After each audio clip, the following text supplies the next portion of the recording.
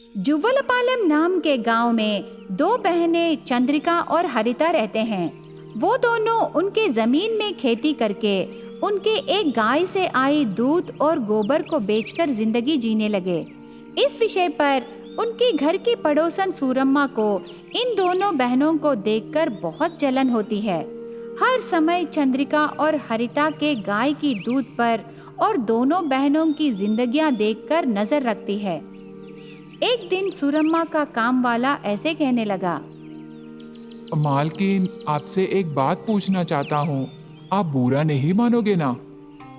नहीं मानूंगा रे, पूछ। वो क्या है ना मालकिन, वो दोनों बहनों को देखकर और उनके गाय को देखकर आप क्यों जलते हो मालकिन? मैं तो यूं ही पूछ रहा हूँ। आप बोलना चाहते हो तो बोलिए, नहीं तो नहीं। तब सूरम्मा ऐसे जवाब देने लगी, ऐसी बात नहीं है रे। बहुत साल पहले उस गाय को पास गांव के बाजार में मैं ही सौदेबाजी की, पर वो किसान मुझे 30,000 से 1 रुपए भी कम नहीं करने की जिद किया। इसीलिए मैं उसे छोड़ के घर लौट आई। अगले दिन सुबह देखने से वो गाय ये दोनों बहनें खरीद के ले आए। वो किसान इन बहनों को सिर्फ 20,000 में बेचा रे। पता नहीं उस किसान को क्या रोग आया, वो मुझे ज्यादा बोला और इनको 10,000 रुपए कम में दिया। लेकिन वो गाय मेरे पास रहे गायों से ज्यादा दूध देती है रे। ऐसे चंद्रिका और हरिता पर रहे जलन के बारे में बताती है। इस प्रकार एक दुश्मन उन बहनों के घर के सामने ही रहती है करके ये दोनों नहीं जानते। एक दिन बहन हरिता आकर दीदी चंद्रिका से ऐसे कहने लगी, दीदी, हम हर बार गाय का गोबर फुल हो जाने से ट्रैक्टर लोड उस सुंदर को बेचते हैं ना, पर इस बार तो उसे क्यों नहीं बेचना चाहती हो? क्या हुआ दीदी? तब दीदी ऐसे जवाब देने लगी, इस बार हमारे गोबर को सुब्बन्ना की बेटी बेबी को मुफ्त में दे रही हूँ बहन। मुफ्त में? क्यों दीदी? वो बेबी गोबर से रिलीज हो रही गैस से कोई प्रयोग करना चाहती है बहन। गांव में सब लोग मुझे बोले, इसीलिए मैं दे रही हूँ। हम वैसे भी ज्यादा नहीं पड़े ना, कम से कम उसे सहायता करने से हमें थोड़ा पुण्य तो मिलेगा ना। ऐसे दूसरों को उपयोग होने पर वो आगे पीछे ज्यादा नहीं सोचते थे। इस तरह दिन बीतते गए। उस गाय के दूध से दोनों बहनें उनके पेट भरते थे। उन्हें ज्यादा लाभ नहीं बचता था, पर फिर भी उनकी जिंदगियों को देखकर सूरम्मा जलन से एक बार उसके काम वाले से ऐसे कहने लगी, देखो रे पापन्ना, मुझे पता नहीं तुम क्या करोगे, पर सुबह तक वो दोनों बहनों की गाय मर जाना चाहिए। अगर तू ये काम करने से मैं तुझे आधा एकड़ की जमीन लिख के दूंगी, समझे? तब वो काम वाला पापन्ना ऐसे जवाब देने लगा, मालकिन, गाय को मार डालना बहुत पाप है। मेरी माँ मुझे बहुत बार बोली। वो पाप मैं नहीं कर सकता मालकिन। आप भी मत कीजिए, वो पाप आपके वंश को लगेगा। ऐसे उसके मालकिन से कहता है। तब सूरम्मा ने, ये बेकार पापन्ना ये काम नहीं करेगा, इसे कहीं बांधकर वो काम मैं ही करूंगी। ऐसे सोचकर काम वाले को विश्वास दिलाकर एक पुराने शेड में ले जाकर वहाँ उसे रस्सी से बांध देती है। उसके बाद उस दिन रात को बहनों के बगीचे में रहे गाय को जहर खिलाकर मार डालकर घर आके सो जाती है। सुबह उठ के चंद्रिका मरी हुई गाय को देखकर रोते हुए बहन हरिता से ऐसे कहने लगी, बहन, हमारी गाय मर गई। सुबह उठ के देखने तक ऐसे हो गया बहन। ऐसे दोनों बहनें रोते रहते हैं। उन्हें देख के सब गांव वाले बहुत फील होते हैं। उस गाय को अंतिम संस्कार करने के लिए गांव वाले आते समय सूरम्मा उनसे ऐसे कहने लगी, रुको बाबू, ऐसे अचानक गाय मर गई मतलब शायद उसे कोई बीमारी आई होगी। क्या आपके घर में बाल बच्चे नहीं हैं? उसे छूने से वो बीमारी तुम्हें भी लगेगी और गांव पूरा फैलेगा। उनका काम वो खुद कर लेंगे ना। ऐसे नया शक करने पर गांव वाले उसे सच मानकर थोड़ा पीछे हटके रह जाते हैं। तब दोनों बहनें खुद गाय को उनके कंधों पर उठाकर लेके अंतिम संस्कार कार्यक्रम करते समय गांव वाले दूर से खड़े रह के देखते रहते हैं। तब पापन्ना बच निकल के आकर पूरा विषय सब गांव वालों से कहने पर सब लोग सूरम्मा को बहुत मारकर गांव से भेज देते हैं। इस प्रकार सूरम्मा के जलन से दोनों बहनों की प्यारी गाय बलि हो जाती है।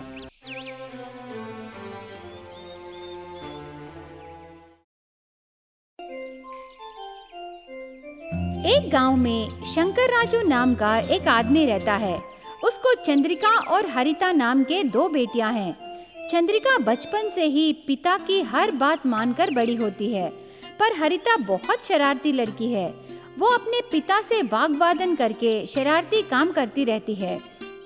शंकरैया की पत्नी कविता थोड़े दिन पहले ही एक दुर्घटना में मर जाने पर उस दिन से दोनों बेटियों का देखभाल करता रहता है। उसी गांव में एक मटन शॉप खोलकर बेटियों की देखभाल करता है।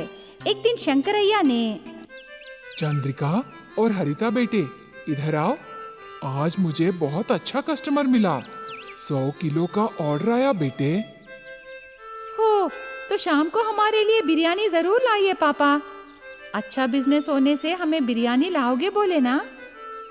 हाँ पापा, आप बोले ना, मुझे याद है। हाँ हाँ, याद है बेटे, मैं नहीं भूला। शाम को मैं तुम दोनों के लिए बिरयानी जरूर लाऊंगा, ठीक है ना? ठीक है पापा, लगता है आप कहीं जा रहे हो।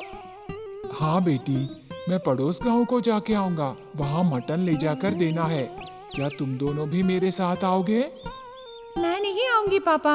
आपके साथ आने से आप मुझे कुछ न कुछ काम बोलोगे, वो सब मैं नहीं कर सकती। चाहिए तो आप दीदी को ले जाइए। दीदी को वो सभी कामों में दिलचस्पी है पापा। देखिए ना पापा, बहन हर समय मुझे कुछ न कुछ कहती रहती है, मेरे ऊपर जोक्स डालती है। अरे दीदी, तुम मुझसे क्यों डरती हो? इतना डर तो रहना ही है। पापा देखिए ना बहन की शरारत। अरे शांत हो जाओ बेटे, मेरा सर दर्द होने लगा है। उधर मुझे बहुत काम है। मैं वो काम देखूं या तुम दोनों को देखूं? पापा आप घबराइए मत, हमारी शरारत हर रोज रहती है, आप जाइए। ऐसे दोनों बहनें शंकरैया को भेज देते हैं। शंकरैया उस दिन मटन लेके गांव को जाकर देता है। आए हुए पैसों से दोनों बेटियों के लिए बिरयानी लेके आता है। उस दिन शाम को बिरयानी लाने पर चंद्रिका और हरिता बहुत खुश होते हैं। देखी बहन, पापा मेरी हर इच्छा पूरा करेंगे। हाँ हाँ, पापा को बड़ी बेटी ही बहुत प्यारी है ना पापा? आप दोनों शरारत बंद करो बेटे, दोनों चुप रहो। उधर बिरयानी ठंडी हो रही है, जल्दी से खा लो। ऐसे कह के शंकरैया उसकी बेटियों को गरम गरम बिरयानी देता है। वो बिरयानी चंद्रिका और हरिता खाते हैं, पर थोड़ी देर बाद चंद्रिका और हरिता को बहुत उल्टियां होने लगते हैं। दोनों बेटियों को देख के शंकरैया बहुत घबरा जाता है। दोनों को हॉस्पिटल ले जाता है। हॉस्पिटल में डॉक्टर चंद्रिका और हरिता को परीक्षा करता है। देखिए, आपकी बेटियां खराब हुई बिरयानी खाए, इसीलिए उन्हें उल्टियां हुए। आगे से आप अच्छा खाना खिलाइए, खराब हुई आहार बिल्कुल मत खाइए। ठीक है डॉक्टर साहब, संभाल के देखूंगा। उसके बाद उसके दोनों बेटियों को घर ले जाता है। घर आके चंद्रिका और हरिता बिरयानी के वजह से हुई परेशानी को याद करके हंसते हैं। देखे पापा, हम बहुत इच्छा से मंगाई बिरयानी, हम दोनों को बहुत परेशान कर दी ना। बहुत टेस्टी बिरयानी खाने को सोचे, पर ऐसे हो गया। तुम दोनों चिंता मत करो बेटे, मैं आज तक तुम दोनों के लिए बिरयानी नहीं बनाया। जब तुम छोटे थे तब मैं बहुत अच्छे से बिरयानी बनाता था, पर तुम्हारी माँ मर जाने के बाद मैं बिरयानी नहीं बनाया। लेकिन अभी मैं तुम दोनों के लिए बिरयानी बनाऊंगा।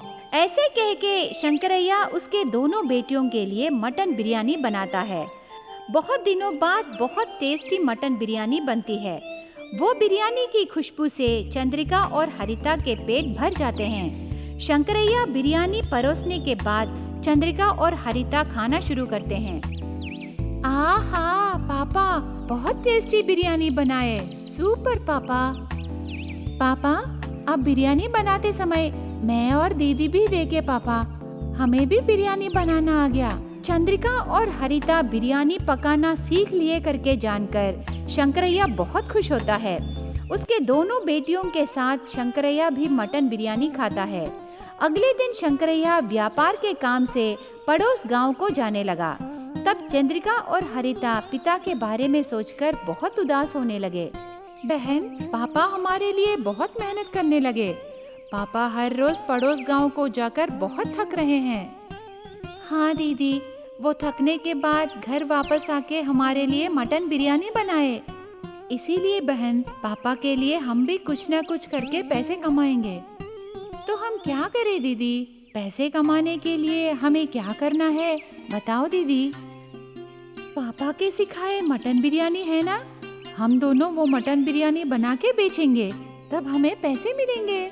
उसके बाद चंद्रिका और हरिता पिता वापस घर आने तक मटन बिरयानी बना के बेचना शुरू करते हैं।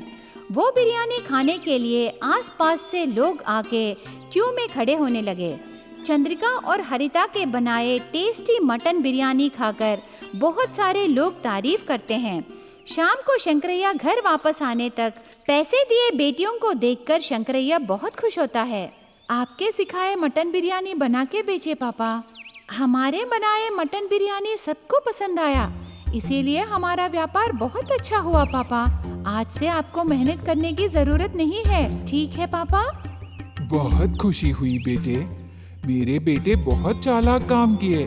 तुम दोनों का मटन बिरयानी अभी बहुत फेमस हो गया है, बहुत खुश हूँ। उसके बाद चंद्रिका और हरिता मटन बिरयानी व्यापार करके उनके पिता का देखभाल करने लगे। अच्छे मुनाफे कमा के खुशी से जीने लगे।